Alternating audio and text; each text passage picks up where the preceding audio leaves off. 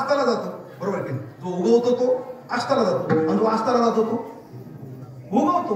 तसं माझ्या जीवनाचा निर्याण म्हणजे काय? माझ्या जीवनाचा निर्याण म्हणजे आता हा तुका, बरं का, आता हा तुका अस्ताला गेला.